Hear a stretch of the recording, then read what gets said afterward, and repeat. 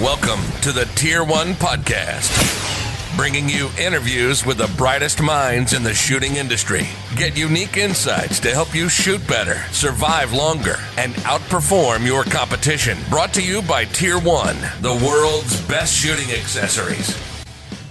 Hey guys, welcome and thanks for joining us for episode 2 of the Tier 1 Podcast. This week we're very lucky, we've got Chas Bales of Warhorse Development joining us. Chas is the founder of Warhorse Development, and if you're not familiar with the brand, they make really high quality shooting bags. Very popular at the moment. They're supplied to the military and also to civilians.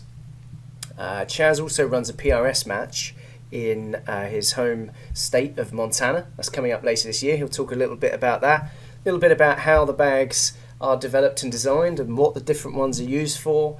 A cool story, behind each of the names as well. If you have a look at the website, you'll see what I'm talking about.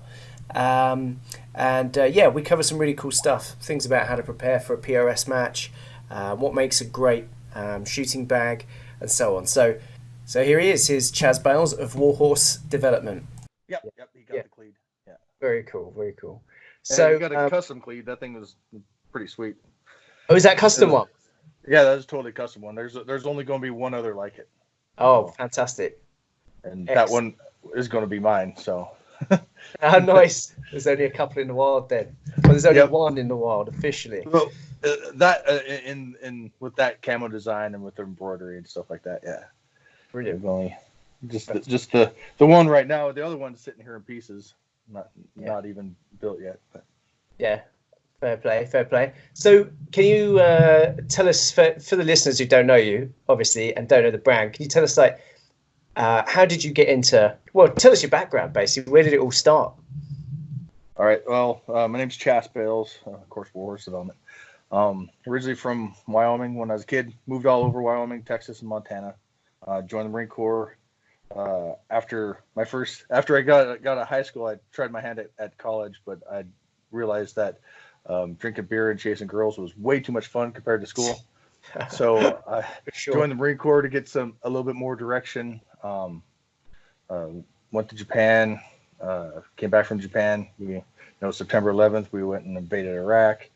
Came back. I had actually been a marksmanship instructor in the Marine Corps for a while. And then we went and invaded, went back to doing that. Then I got out of the Marine Corps, came back and started tried my hand at college again, and I did all right.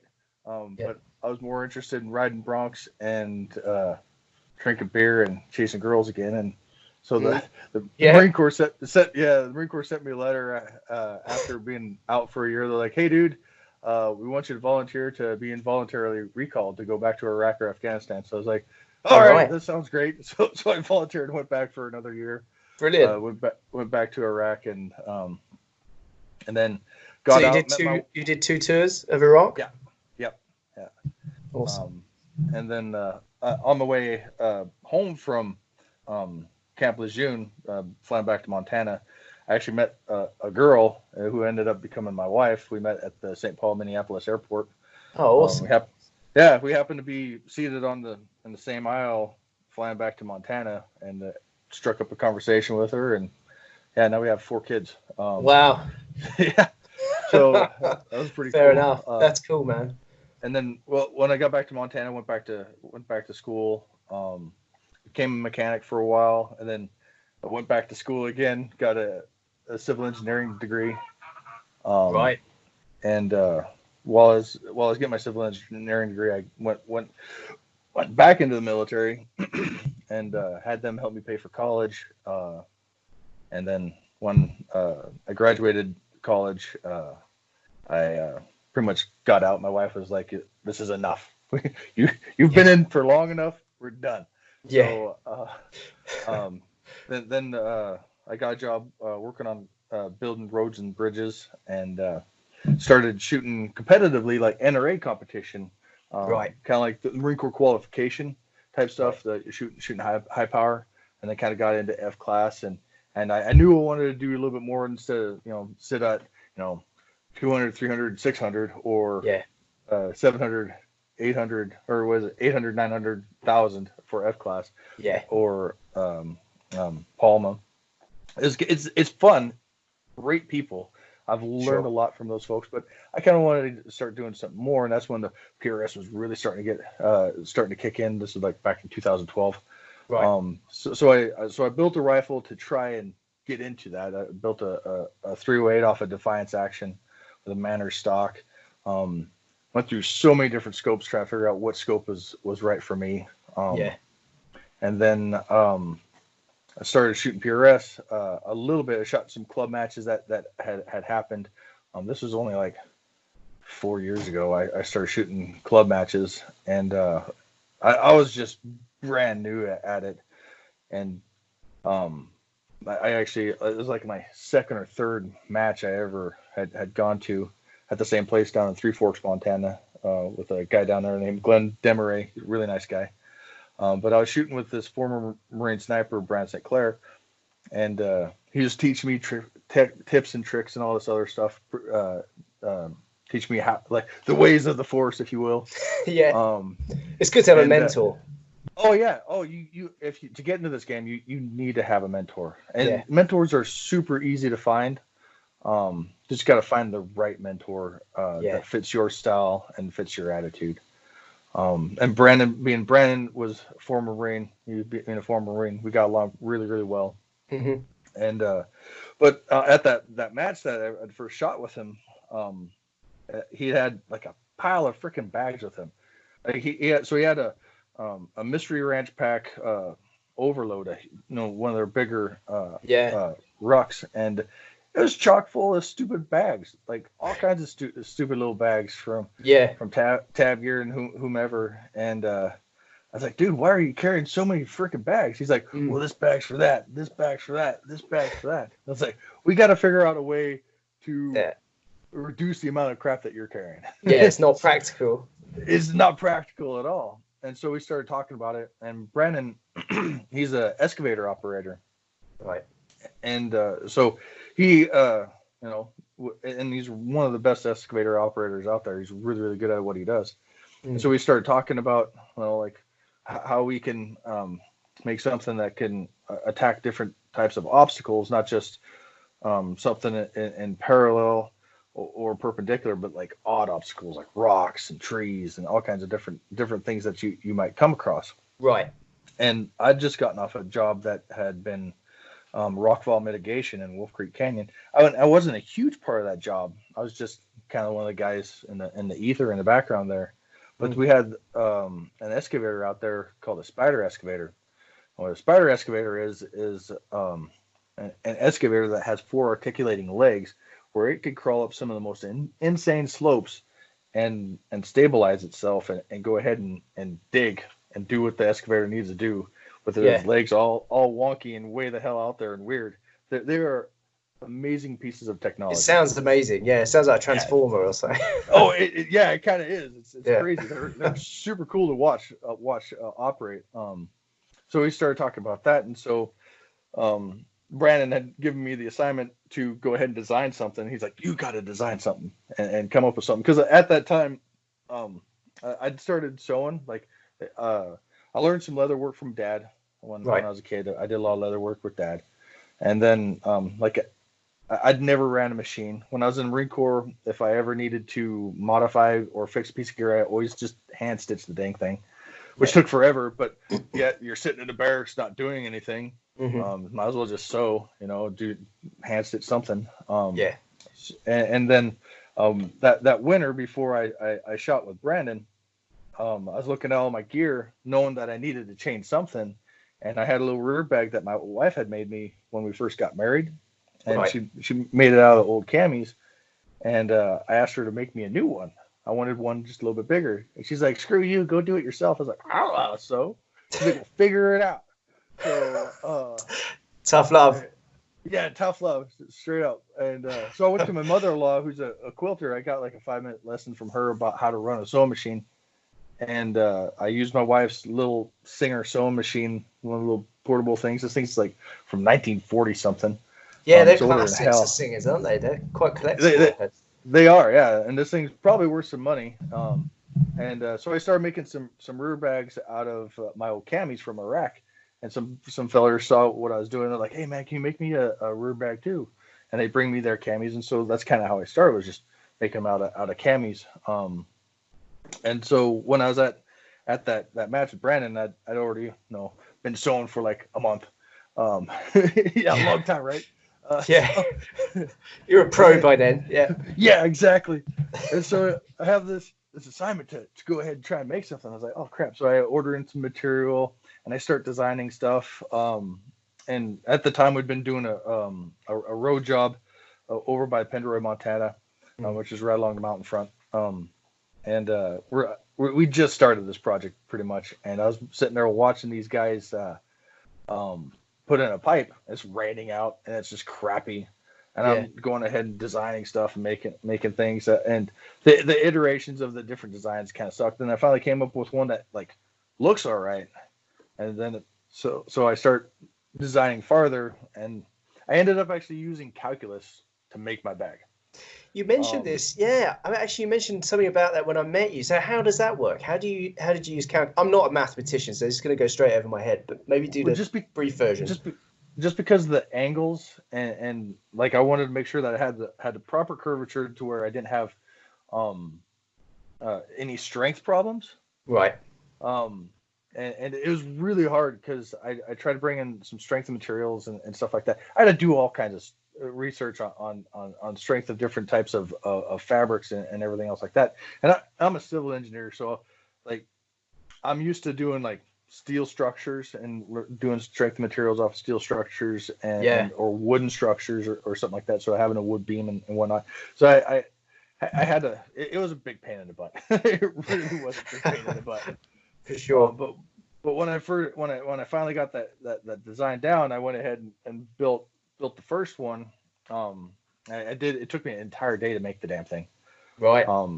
And we had a match coming up, and this was like my first team match. Is the first like really really big match I was going to. Is at the time it's called the S3 Sniper Challenge. Or no, excuse me, is the D6 Sniper Challenge. Now it's called the S3 Sniper Challenge. Put on by Sig Sawyer and Pete Howell, who's a Sig Sawyer rep, and that's down in Three Forks, Montana. Great place where they in an absolutely fun match. But so I made that first one, and I took it down there and I showed it to my friend Brandon. I showed it to Ann and Eric Miller from AEM Precision.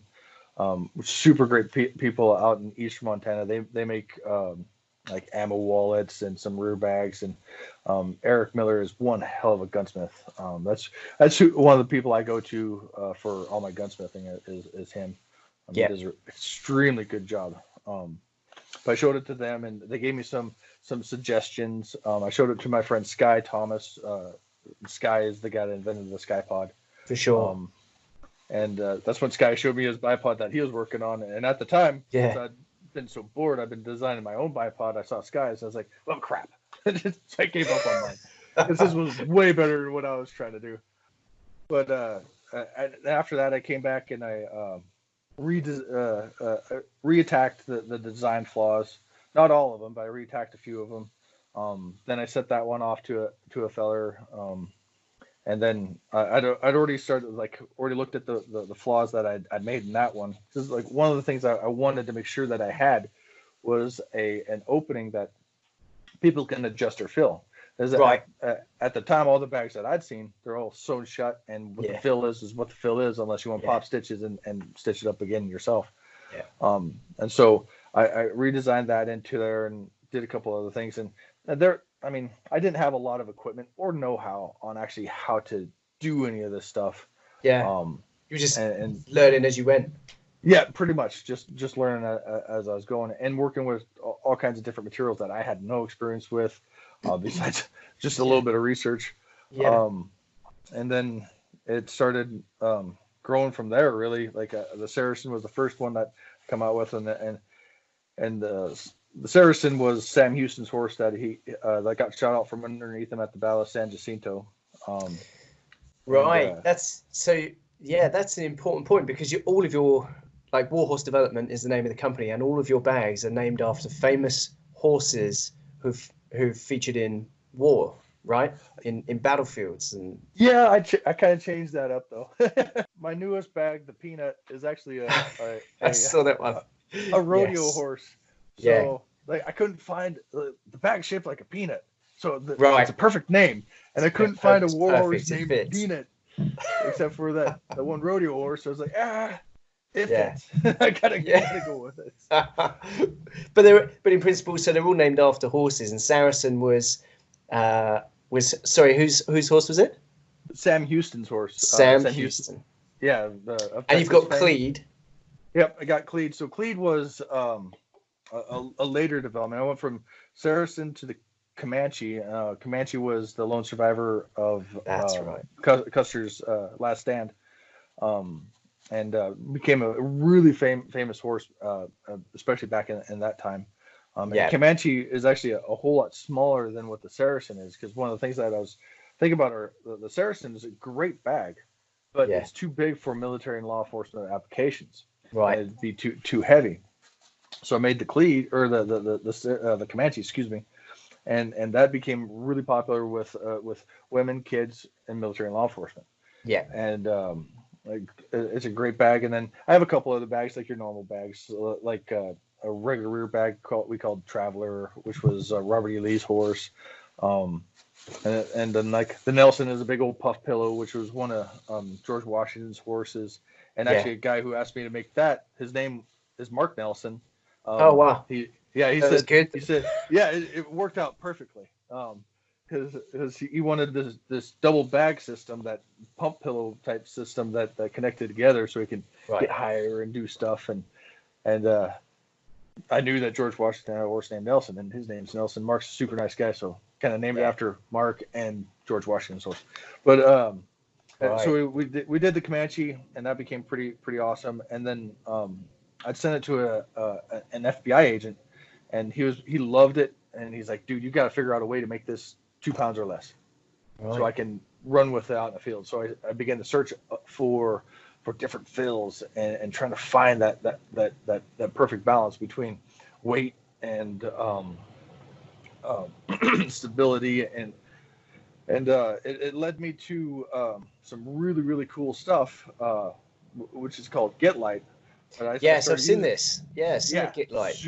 Super great stuff. Expensive as hell. What's it made of? I don't know. The crazy scientists won't tell me. Right. But it's really neat stuff. And I started using it in August of last year. Well, wait, I'm trying to remember timeline. August of the year before. So I've had it for a while. I started using it. Then I told a couple SF guys about it. I sent it to the FBI agent. I also sent it to your guys over there. The special people, and and they've been running it, and all the feedback on that stuff was absolutely phenomenal. Like, this is a great stabilization for, and it's perfect for the weight for what you get. So the Comanche goes from 4 pounds to just over 1.5 pounds. Right. Saracen goes from like 6 pounds to 2.5 pounds. Right. So I mean, it's a huge difference, absolutely huge difference, and its ability to stabilize properly it's about the same. It really is about the same. I mean, there is something to say about weight and stuff like that when you're shooting and absorbing that recoil, but applying the proper fundamentals of marksmanship, that doesn't matter. It's fine. It works perfectly. And even if you're not applying those proper fundamentals, it still does a great job. So my cousin has one of my Comanches, and he does special stuff too. And one of the things he made sure to, when I gave him that bag, is like, I can empty this out. And that was one before I had Get Light. And so what they would do would be empty out that bag before they went out on operation, get into position, they'd fill it with dirt. And then there they go. And then when they want to move again, they dump out that dirt, which works, but that's also time consuming. Yeah, you can't do that in a PRS, but you could do that in the field. Yeah, well, you could do it at a PRS match as long as there's dirt around to put in there, and that's the other issue is if there's no dirt. I mean, what the hell are you going to put in there? But there's a time limit too, right? Yeah, and well, like in PRS, there's a time limit. What you'd want to do in PRS is, if we're doing that, you want to make sure that your bag was filled before you go up to that stage, and Yeah. it just wouldn't work out. But having that lightweight, I mean, they could carry it around, use it in operations, and it's not that big of a for the benefit that they get off of the bag itself. It's worth that trade-off in weight. For sure. So for having that pound and a half or like the Cleed 2-pound bag, it's worth that trade-off so they can have that stabilization, to have that ability to utilize that bag in different positions. So started using that Get Light, and is that more popular than the standard fill? Like on your website, do you find more people like the lightweight, or are people looking for the solid heavy bag? It's about half and half. Right. Because the doggone Get Light is expensive. It really is expensive. It's 4 times as expensive as regular fill. Right, really. So like on the Comanche, it's $35 extra for that fill. I think it's $35 extra for that. Yeah, fill. that's going to put some people off. Yeah, it will. Because they're like, that's $35 I could go buy bullets with or something like that. Yeah. But to me, it's well worth it. I prefer it just because I'd rather move quickly and then instead of carrying around a heavy bag and not be tired out by the end of the day, especially lugging all the crap around. But after Chris Giddings is the guy from Get Light, the Precision Professionals. Super nice guy. He's over in Helena, Montana. Great dude. He'd released the Get Light fill, and once he did, I mean, it was like everybody's like, "Oh my god!" Like, holy crap! and at that time, I was coming up with a new bag because I'd noticed, like, I love the Comanche and I love the Saracen. Yeah. The Saracen seemed too big, and that's why I made the Comanche. But for PRS work, the Comanche kind of seemed a little too small for a lot of the stuff that you did. Right. So I actually made one that was right exactly in the middle, the Cleed. Yeah. And we named Cleed after a horse that the special operation guys who invaded Afghanistan had used during the invasion of Afghanistan. Like, oh wow, so that's a modern Warhorse then. Yeah, it's a modern Warhorse. And actually, so I'd called some of my SF customers and friends. I was like, hey guys, I want to name a horse after your guys' horse.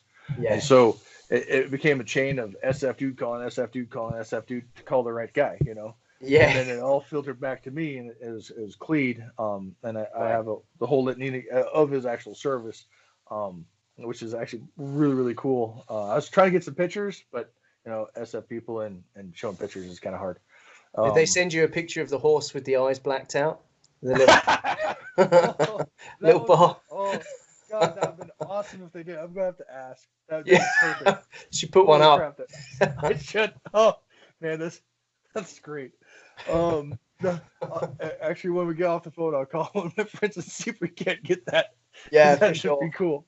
The stealth bag, Cleed. And so a lot of the horses that they used over there were just knuckleheads and big old POSs, And Cleed was the best horse out of all the horses that those guys were using, and each one was trying to, like, every time, like, they had to go out and do stuff, like each one would try to get Cleed to go, go out and do stuff because he's actually a good horse. He's the man. Yeah, he was the man. And so I was named after our modern day warhorse, and so far since I've come out with the Cleed has actually been the most popular bag for folks to buy, just because of its size, and it works so well between shooting PRS competition and then hunting or military law enforcement operations. Because with that Get Light, Cleed only weighs 2 pounds. Right. And that's not a big deal to carry around, especially compared to like 5 pounds, which would be its regular fill. Or if you put sand in the damn thing, that thing would be, it's like 12 pounds. Wow, that's a significant difference. Oh yeah, huge difference. It's ridiculous. But so it's been the number one seller, and it's one I mainly use now and run around with. And I actually absolutely love the damn thing. And my issue is I can never keep a bag of my own because I end up giving it to some crazy Brit or something like that. A shot show, yeah. Yeah. Hassles you for one, yeah. So I made myself another one, a wax canvas. I had it Yeah, embroidered with my logo and stuff, and that's the yeah, one I'm running currently, and see how long I get to keep this one. yeah. Um, Nice. well, Well, it's that's good the issue. marketing. It's Oh, good it marketing. is. Yeah. It's great marketing, and I'm sure that you guys and Craig knows that, like, you have this one that's like, oh, this is great, and then you're talking to some dude and that's like, oh, that's amazing. Well, I don't have any with me. Oh, I guess you can have this one, Yeah. So, So, so so you're supplying these to the special forces, and they're using them in the field. Are you getting good feedback from that? oh yeah, I get great feedback from those guys. Some of the pictures I've gotten from different professions are pretty amazing. They're unshareable pictures to Of course. anybody, but it's really cool, and it actually gives me warm fuzzies to know that even though I'm out, my stuff is still in the fight. Fantastic. It's pretty cool. Yeah. Yeah, that's awesome. That's a cool thing to think, and it's great. The brand is like a proper military. It's got those origins, It's got that fighting history. So you've been you're doing a PRS match, aren't you? Of your own. Yep. So we're hosting a PRS match here in Montana, right up against the Rocky Mountain front at the Boone and Crockett, the Teddy Roosevelt Memorial Ranch, owned by the Boone and Crockett. It's right up against Lewis and Clark National Forest. Probably so far, for all the matches I've shot, it is the prettiest match you'll ever be to. It is absolutely gorgeous there, because the entire western skyline is just mountains. It's like boom, right there in your face. Wow. Like you drive 5 minutes and you're at the mountains. I mean, it's like, totally right there. It's a super cool place. Nice. And the ranch is the ranch, and the folks that work there at the ranch are great people. It has great facilities to host an event like that, because they actually host like Boy Scout things and other things like nature walks and other nature things. People go out there and do stuff, because one of the reasons why Boone and Crockett bought this ranch years and years ago was to prove that cattle could live side by side with wildlife, which we all know can happen. But they did a whole big old study on it, and they're still studying it. And folks from colleges and stuff getting their doctorates in wildlife biology and all that other stuff will go out there and do a study and do a dissertation about this, that, and the other thing. Yeah. But the ranch is super cool, and the PRS match this summer is going to be, it's called the Big Medicine Precision Rifle Challenge. One of the reasons why we called it Big Medicine is not because of Big Pharma or nothing like that. It's because of like the Native American Big Medicine. In order to do great things, he must have good medicine within himself. So good karma essentially. Gotcha. We're right beside the Blackfoot reservation, and a lot of I grew up with Native Americans, and I've been friends with them my entire life. I have no beef with them or nothing like that. And we actually have a great Native American artist who actually drew us a Native American warrior on a horse holding a precision rifle. Nothing that they'd have, back in the day. Yeah, it's still pretty cool that he did that, and a great artist, really, really great artist. And I'd love to tell you what his name is, or what his company name is, but I cannot pronounce it because it's a Blackfoot word. And we also are doing some other things, like there'll be a tomahawk throw. I have a friend over near Rowan, Montana. They have a company called Montana Bows. He's going, and they make their own bows, their recurve bows and stuff, and they're going to bring those down, and we'll have a side match shoot with the recurve bows and stuff.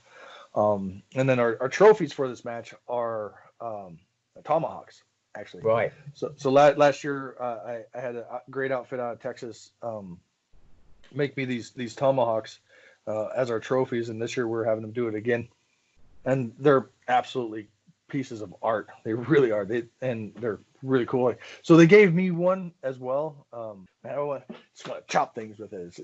It's a doggone cool tomahawk. And so we're having them make tomahawks again this year. So we restricted the amount of shooters to 100 just because of the ability to get so many people into the Rasmussen Wildlife Center and stuff. But is it a multi-day event or just in one day? It's a multi-day event. So we check-ins on Thursday. Plus, we're also hosting a Leupold sponsored train up. For the first is a first come first serve train up, and that train up went fast. Holy crap, did it go fast? Yeah, really, it did. So our instructors are Nick Bizzone, who's the staff and CIC for Mountain Sniper School. Nick Cadarzi, he owns his own training company. He's out of Washington. Fantastic shooter. He's really good shooter. He'd actually be a great interview too. We have Josh Reeves, former SF sniper, and he also teaches down at Independence Training in Arizona. We have Chris Giddings, and then Brandon St. Clair are also helping out and instruct. So we're going to have a low instructor to student ratio, so it'll be 4 students per one instructor, which is one of the reasons why I had it like there's just a limited number, because I want them to get the most benefit out of that training that they possibly can. Yeah, it sounds like a really heavy hitting training team. It really. And that's all sold out. Yeah, it is. Yeah.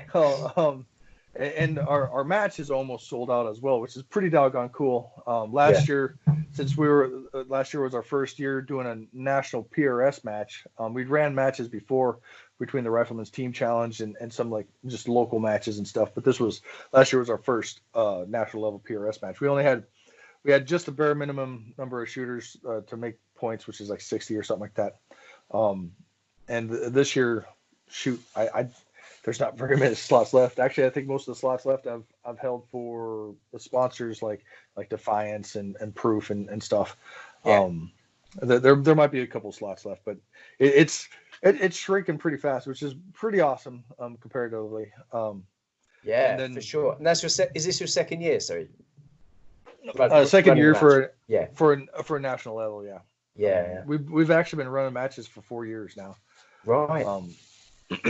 And we've actually had some really good turnouts for matches, just from Montana people coming up and shooting, because like 3 miles north of my house, we have the 2 Medicine River Canyon, and so it's on our property, and we'll shoot across the canyon, into the canyon, down the canyon, and I have really good neighbors. As long as I don't interfere with farming or ranching, they're like, do what you need to do. Have some fun. Don't shoot the cows. Yeah, don't shoot the cows. So if there are cows out there, and most of the time, the only time the cows are out there, it's across the river, and actually across the river is the Blackfoot Reservation. And that landowner is super cool. But I try to schedule it like to make sure that there are no cows there at all. And usually they only have cows there in the wintertime, so that works out great because I do most of the matches in early springtime, especially up there, just because of fire danger and stuff. Yeah. But shooting in that canyon is great. So I'll actually rappel down the canyon wall and set targets down in the bottom along the side of the cliff. And it's a pretty amazing venue to shoot at as well, and really picturesque. And it's kind of funny because we're just in kind of hilly area, not terribly hilly, but you're going along. It's just wheat farm. So the canyon, holy crap! Yeah, there it mountains. is. Yeah.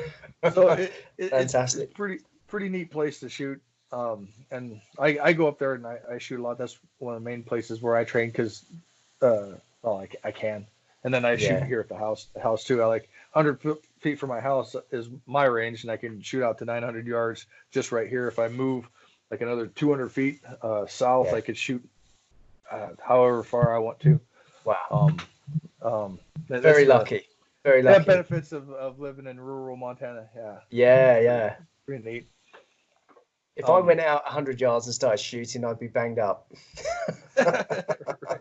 It's about 1,000 houses. Fair enough. So I want to ask you about this because I was watching another video. I can't remember the guy's name, but he was a sniper. He was a US military sniper who had got into PRS. He was talking about the difference, it was actually quite a significant difference. And he learnt more, he said, in PRS, oddly enough, than he did when he was a Marine. He wasn't a Marine, sorry. He was, I can't recall exactly, but he was a US military sniper trainer. And he did his first PRS match, and he got creamed, and he expected to win, as you can imagine, with his background. And he said it was just a different skill set, and he learned so much. Did you find that coming to PRS from your background as a Marine and everything you learned? Was there still a ton to learn? Oh, there's so much to learn. And I was never a sniper. I was just a regular dude. But there's so much to learn. And one of the benefits that I had when I came in was because I shot so much NRA, and then also being an instructor doing that in the Marine Corps, was my fundamentals were totally solid, because that's one of the things you teach. Every Marine learns solid fundamentals. Yeah. And if you're a primary marksmanship instructor, you learn how to teach those fundamentals, and you're doing the fundamentals all the time. So my fundamentals were solid. Coming into this is just all the other stuff, like your ballistics and getting better dope and the proper dope and stuff like that, and then attacking and applying those fundamentals that you can use when you're in the kneeling, sitting, and prone position to shooting off a barricade or other funky stuff that match directors will come up with. Yeah. And also include movement and everything else like that into it. So the only the biggest thing I had was fundamentals. Everything else I had to learn and find that mentor, like Brandon being a mentor for me. Nick Godarzi, I think Nick is one of my mentors, as well as Nick Bazone. I've learned so much from those guys, just talking to them. Like last year, Nick had come up to shoot my Rifleman's Team Challenge match, and he stayed up here for a week, and we shot quite a bit. And even after the match, we shot, and I learned a lot from just that little bit of time hanging out with him and us, banging away at steel in the canyon. There's always something to learn.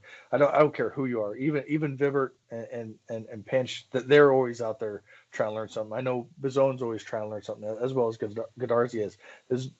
Long range precision and doing this stuff is actually an art form. It's like put it the way that my dad puts it, because my dad ropes. He used to ride broncs, and he also loves to play the guitar.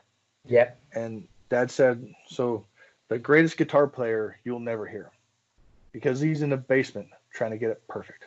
Yeah, for sure. So there's always, even though that guitar player is absolutely amazing, he's not perfect yet. And so there's always a way to become better, and that's what we're always striving to do. So like a Jake Vibert running those new Hornady AMAX bullets to try and eke out that little bit more of perfection in his load on his rifle. Yeah. So there's always something to learn. I don't care who you are. You could be the greatest sniper in the world. You're still going to show up to a match and learn something at least. Yeah. Well, it's always evolving, isn't it? It seems to be developing the whole time. Yeah. Yeah, it is. And then there's folks like me that are trying to come up with products to make different things easier. Like my cleat makes things easier. Yeah. Shooting off a barricade, especially like if you consider putting just your bare forearm of your rifle on a barricade and then shooting out. You can. It's fine. It works out. Just you can do it. It's not a problem, but it makes it easier. Throw that cleave down or throw that peanut down to help stabilize that create a bigger surface area, and also create a cushion between your hard bottom of your forearm and that hard barricade. Yeah. There's going to be some vibration and bounce and stuff like that. So if you create that cushion, it helps things out. So there's always something to learn, and somebody's always going to come up with something new. To make things easier. Do you find that the gear makes a big difference? Like if you've got 100 shooters and one guy has the new innovative product, does he dominate, or is it down to the skill of the shooter? It's mainly skill. It really is mainly skill. You can't buy your way into a winning. Yeah. I've seen quite a few guys with all kinds of like the brand new whiz bang stuff, but they still end up, midway down the pack. They fall back to their lowest level of skill. Yeah. And in this game, it really goes down to the skill. Gear helps out to a degree. It really does. It does help out to a degree, and it will make life easier on you in certain aspects. But it still boils down to you have great gear, but you blew a wind call. Yeah. You're not going to hit that target if you sure if you blew that wind call off, or if you never practice, or you have bad dope or something like that. It does boil down to the skill. And I went down to the National Rifle League Championship this past winter, and this is just a for instance on skill and also mental mindset. So I went down there. I was really excited to be there. I don't like being around people, as you saw at SHOT Show. Like, a lot of people make me nervous. Well, it was massive. It was crazy busy at SHOT. Yeah. It was so many doggone people. And So at College Station, Texas, there's a lot of people. There's a lot of trees. I can't see. The farthest I could see was maybe, it was at the range, actually, and that's about a mile. Yeah. Where I'm used to being up here where I could see, 20 miles. Wow. It's so my mental mindset was a little messed up, and then I was first up on the first day on the first stage. I was so doggone nervous. Yeah. First up. That's rough, man. And that was with people I didn't know. I only knew one dude within my squad. I knew of other people in my squad, but I only knew one dude. Yeah. And he's a funny dude, but love the guy anyways. But anyway, so first up, first stage, and I totally sucked on it, like bad. It took me 4 stages to actually get in my groove, and when I finally got in my groove, I shot extremely well. But I had the what they call it in NRA high power shooting, the knee high winds. Right. So your knees are shaking. Yeah, it's not the actual wind that's messing with you; it's your knees and your nerves. So I was really, really nervous, and then once I got over my nervousness, I started shooting extremely well. Yeah. But not well enough to catch up with Tate Streeter or Godarzi or anything else like that. But I shot extremely well, and so that's one of the things I'm trying to work on is get rid of those knee high winds. And what gets rid of those knee high winds is by going out and doing it. Yeah, sure. Yeah. So you condition that adrenaline response. Yeah, you do, and so that's on a mental mindset. And if you have the greatest gear in the world, but you're nervous, you're not going to do worth a hoot unless you control those nerves. Yeah, of course. And then if you have the greatest girl in the world, but you have zero skill, you're not going to do worth a hoot. So yeah. So if somebody was, if someone's listening to this and they want to get into PRS and they've been doing something else prior, what would you say? What makes a good PRS shooter, or what should they work on? It depends from person to person. It really does. Sure. But really, it'd be fundamentals. Work on your fundamentals of marksmanship. Yep. Breathing control, breath control, getting behind the weapon properly, having proper ocular relief between you and the scope, and just try to control your heartbeat and your breathing as much as you can. That'd be number one. I would say number one, work on your fundamentals. Then everything else after that, it'll come to you. It really will. And then the old thing, practice. Yeah. Like you practice all the time. You'll get better. You will get better. I dry fire a lot. So what the hell's his name? Lonnie Basham. Right. Have you heard of Lonnie Basham? I have not. Tell us about it. So Lonnie Basham was a Olympic shooter. Great shooter. I'm pretty sure it's Lonnie Basham. I have his book. Hold on, let me look up his book real fast. Yeah, go for it. Yeah, I was right. Lonnie Basham. Nice one. I'm going to Google him as well. Yeah, so his book's called With Winning in Mind. Right. And then I think he has another one called Winning Mindset.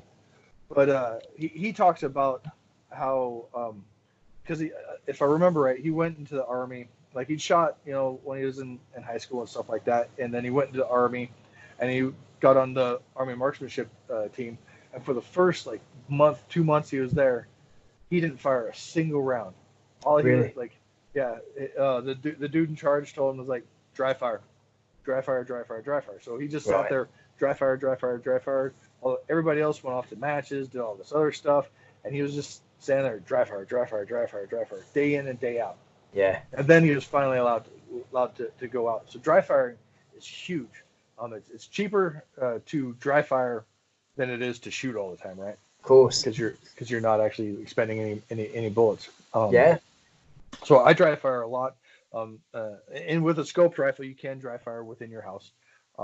Because you got. I'm not sure how you guys' laws are, but like, I have my rifles here. So I'm not going to make any recommendations. All right. But there's the devices nothing on record that you can put on your scope to be able to shrink your field of view and be able to focus in at 13 feet. Like one of the outfits is DFAT. I don't remember what it stands for, but DFAT. And they also sell little cards that have all these little targets on there of some landscape somewhere. I know Swanee's Gear sells a system that's a big system. The thing's pretty cool. And you could put that on there and then dry fire within your own home. And so I have a little barricade that I made that I could take apart and set off to the side in case we need the room or whatever. And I'll shoot off of that a lot, or I'll grab a chair, grab a ladder, do something. Just do something. And I've heard the step ladder thing recommended before. Yep, yeah, step ladder works out very, very well. Really, it's just getting behind that rifle and dry firing, and then coming up with a stage in your mind. Get yourself a little kitchen timer. Give yourself a minute and a half, 2 minutes, and go through this stage while you're dry firing, and see how you can improve. And then the number one thing about dry fire is to be completely honest with yourself. Yeah. You have to be honest with the break of that trigger and everything else like that. If you're not honest, you're not going to improve. Yeah. And I guess the other biggest thing I'd say, going back to what people should try to do if they're getting into this, is be ready to eat some humble pie. Yeah. Yeah. This is one of the most humbling sports ever. It's like that snapper dude that you're talking about, and even like my friend Phil Vallejo, they're snipers, and in their own mind when they went to that first match, like, I'm a sniper, I'm going to win this stuff. Sure. Because this is what I do, right? Yeah. That's what they're thinking. They show up and they get their butt kicked by a gardener. That's humbling. Yeah, it's totally humbling, especially for men of that caliber, Yeah. And there's a lot of alphas within the sport. Of course. Got to eat that humble pie in order to get better. The guys that can't take that, they quit. Yeah. Because they won't be able to take that. I've seen some examples of some folks just freaking get completely pissed and they drive off when they weren't like the range is closed and they just got mad and they went, we had a ceasefire and they left, because they were so doggone mad because they weren't up to their own expectations because they thought they were just going to clean the field. Yeah. Actually, you mentioned Phil there, and I was checking out his YouTube a couple of days ago or yesterday, I think it was, and he's got a great video on there. It's very, kudos to him for putting it on there because it's like a blooper reel of him doing PRS and the magazine's falling out and the bag falls off and all this stuff, and you think, that's what it's really like, It doesn't go silky smooth, and this guy is a top competitor, or certainly a top shooter by the looks of it. Yeah, and we just got to take those and adapt and overcome it, and like if you do have a mistake, or say you do bomb a stage, you got to just drive on. It doesn't. Yeah. I mean, you got to put that out of your mind. You got to take. I think I was talking to Jake Fibbert about it, and he said that when he shoots, every shot is its own individual match. Right. So every time, even in the same stage, he'll shoot, and then the rest of everything that he just did is out of his mind except for the wind call, and then he'll go back and he'll shoot that next target. Every shot is its own match, and I think that's one of the things that Lonnie Basham had said in his book is every time you shoot, you have to make it its own match right there. Yeah. Nothing else matters except for that one shot. Once you take that shot, that shot doesn't matter anymore. You can't take it back. Yeah. Move on. You move on. You go to the next shot. And that's super, super duper hard to do. It really is. Sure. Because there's doggone it. Like even at the NRL championship. So like I'm doing a great job. Like on one stage, I'm like bam, bam, hitting everything, just like down the line, just kicking butt. I'm like, I got this in a bag. Yeah. Wrong thing to say. Missed that last shot. Yeah. Right off the side because my dopey butt freaking got overconfident, and I was thinking about everything else, not that single shot. Thinking about how great you were doing, and then you lose that focus for a second. Yeah, so interesting. So it's a lot of work, but it's super fulfilling, I think. And actually, this doggone game is really stupid addictive, like bad addictive. You get that instant feedback. It's almost like checking your email 30 times a day to see if somebody emailed you or something like that. It's like you get that instant feedback. You fire that round, and then ding, you get that freaking that ring of steel coming back. You're like, endorphins. We love it. You start hearing it in your dreams and stuff. Hearing the ding. There's a great thing on that. Do you remember? Have you ever seen The Big Lebowski? And and he plays the sound of a bowling strike on his Walkman, like just over and over and over again while he's laying in the bath. That's right. I remember that. So just quickly then, can you tell us, because you're running the Tier 1 monomount at the moment, aren't you, on one of your rifles? Yep. How are you finding that? I love that thing. That thing is awesome. It is, it is one solid piece of kit. So I brought it, once I got it home, like I was a kitty, like a schoolgirl, you know? So I showed it to a couple friends of mine. One of my friends is a machinist, and he was looking that thing up and down, trying to find a flaw, and he couldn't find anything. He even took calipers to it and stuff. And because some machinists and your great machinists are kind of like great guitar players, because nothing's quite perfect enough. And he's one of those guys. And we went through that thing with a fine tooth comb, and the thing is awesome. And so I have it on my rifle right now. Brilliant. I take more pictures, but I'm waiting for my new stock to come in so it could be her own girl. What are you running at the moment for the competition? I like Manners stocks. I have a Manners T2A gap for my rifle right now, and I've actually been switching it back and forth between my 223 trainer and my main competition rifle, which is a Stiller Wraith with a proof barrel. I have a Leupold Mark V on it, running the Tier 1 monomount. Nice. And the stock I'm waiting on is another Manners T2A gap, but it's just a different color.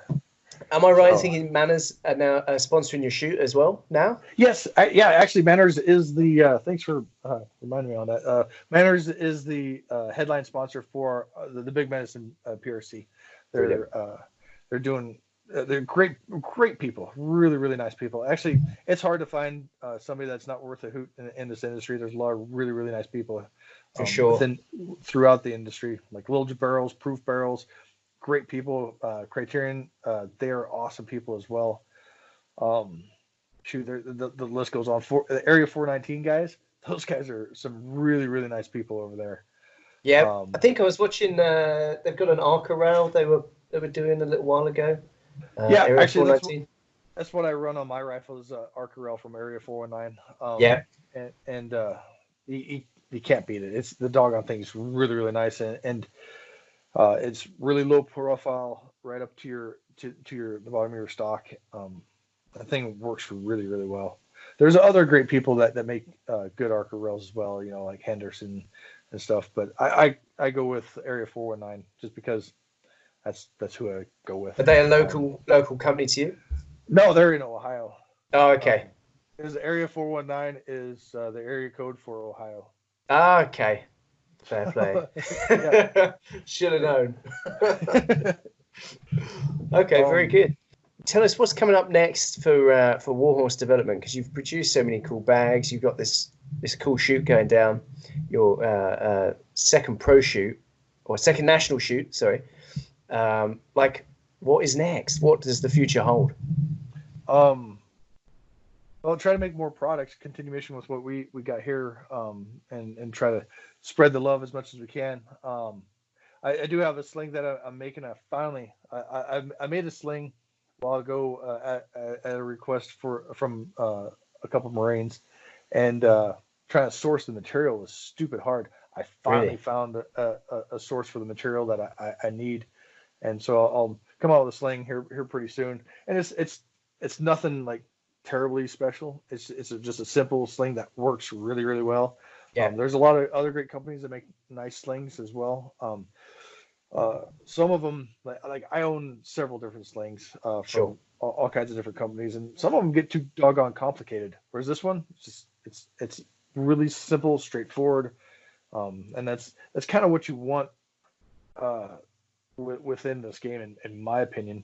Is the more complicated it gets, the more complicated it gets, especially under duress, under time constraint, and under duress when your mind's not totally firing on all cylinders. Your fingers become thumbs and you can't manipulate anything. So when it's simple, it's easy. So Less that's what I failure have. points. Yeah, exactly. Less failure points, and so that's what I have there as a simple sling. I have a ruck that I've designed. Oh yeah. I actually started designing this ruck a long time ago, and I've gone through 3 iterations of making it, and each one's not good enough. What size is it? Well, it's specific to shooters. So I'm trying to make it more modular, so we can actually change your size. So we can go from just having enough to go do a 1-day PRS match, a little club match kind of thing, and just have your essential gear to, like maybe being able to do like the Mammoth Sniper Challenge or the Bushnell Sniper Challenge or something like that. Yeah. Because one of the things I find, like I have great packs. I have Everly stock. I have Mystery Ranch. They're good rucks. They really are good rucks. Great brand, Mystery Ranch. Great brand. Yeah, the best doggone yoke system in the world, in my opinion. That thing is the most comfortable pack ever. I'm sure there's somebody out there that makes a more comfortable pack, but I haven't found it. This will spark a lively debate, I'm sure. It would, yeah, it really would. Yeah, I really like Mystery Ranch, and so I'm trying to design a ruck, or at least the pack system itself, to go for shooters. And hopefully I get it done. I have a great employee who's better at the stuff than I am. This gal is absolutely amazing. And with her, I'm able to do a little bit more other stuff, and we're actually able to put out our bags faster, and still maintain the quality that I demand. Might not be the best boss in the world, because I demand really really high quality. I've gone through 7 employees. Really? Yeah, because it's tough though, right? Like when you've been the main man, when it's just you and it's your baby, you give it 110%, and then it's so hard to translate that into a staff member giving 110%, because they just that's completely true, and that's one of the problems that I found is trying to get the employee to care as much as I do about it. I had one great employee last year about this time. He was actually a pipeline welder, so his job required a lot of attention to detail. So he carried that over to everything that he does. Brilliant. And he was a friend of mine. We shot together and stuff like that. And I knew he was unemployed for the winter. I was like, "Hey, you want to come work for me?" He's like, "Yeah." So he came work for me, and we did great. But then I couldn't pay him, that $3,000 a week that he could make on a pipeline. So he left. God, wow. Yeah, I know, right? We're going to go learn to weld. What is it? Write this down. Yeah, pipeline welding. Pipeline, right. There's got to be a night course somewhere. Yeah, somewhere. But the dude was really, really good. And then I went through a couple more employees, and then I finally found this gal. And, she's been amazing. I've had her here since October, and we've been, kicking it in the butt, like Brilliant. Hardcore, doing really well. And we actually, like, one of my big things was being able to, create enough to actually like make a stock. So when somebody orders, I can send it out as fast as I can. Well, we actually have a fairly good stock right now. because we've been this gal works and she does good stuff. So we actually have a stock, and I'm hoping to, potentially I'd love to build a building here, and get the shop above ground. Yeah, like a bricks and mortar store. Well, kind of, except like we're rural as all hell. So yeah, it wouldn't really be a brick and mortar store. It would just be a shop with a bunch of stuff in it. Great. Because right now my business takes up my basement. That's sure. Cheapest rent for the business is in my own house. Without a doubt. And I've run out of room essentially for the equipment and machinery that I have. Yeah. And so that would be one of the next things I hope is building our own building above ground, so you can actually get better sunlight. Yeah, true. Yeah. You won't be working in the dark. You get a bit of a tan. Oh, well, that's awesome, man. Well, that's plenty to look forward to then from Warhorse. So, the last thing I like to ask people is, do you have any words to live by? Right, which is slightly a little bit more profound than the sort of stuff we've covered. So I'll give you a second to think about what are your words to live by. And while you're doing that, I want to throw in, if you can't come up with something, they're going to be these words, because I saw these on your pack when we were walking around shop. You had a morale patch on the back. Yeah. And it said, nobody cares, work harder. That's right. And I thought that is the coolest patch. I'm going to get that tattooed on me somewhere. So if you don't have any others, those are your words to live by, because they've stuck with me. I got that patch from my friends down at Independence Training in Arizona. Super great people. And that's actually completely true. Nobody really cares, work harder. For real. So really, it's, the words live by is work hard, be honest in everything that you do, and defend those that are weaker than you. Awesome, man. Brilliant. I think we all agree with those. Well, we'll round it up there then, Chas, because that's I've taken an hour of your time, and that was really cool. Really appreciate you going into all the detail there and telling us all about Warhorse. And we'll put links in the description as well, so everyone can find you. Your website is warhorsedevelopment.com, is that right? Yes, sir. Sure. And are you on any social platforms that people can find you on? Yeah, we have, of course, the Facebook. My wife kind of runs that, so there's not a lot going on there. A little bit goes on there, but mainly Instagram. I'm on Instagram a lot. Videos of me shooting, other people shooting, and just cool stuff on Instagram. I really like Instagram. Brilliant. Because the cool thing about Instagram compared to Facebook is throw up a picture, just be like, cool picture. Yeah, true. It's super easy. It's easy to like and move on. Yeah. Yeah. Well, and as soon as I get that stock in, I'm going to be tagging the crap out of Tier 1. Brilliant. Yeah, looking forward to it. Well, we'll do the same. We'll try and get see if we can get Craig to get the bag in a shot or something like that, and put it out there. Heck yeah. You've been listening to the Tier 1 podcast. Brought to you by Tier 1, makers of the world's finest rifle accessories. Find out more at tier-1-usa.com. And tune in for more great insights on the next episode.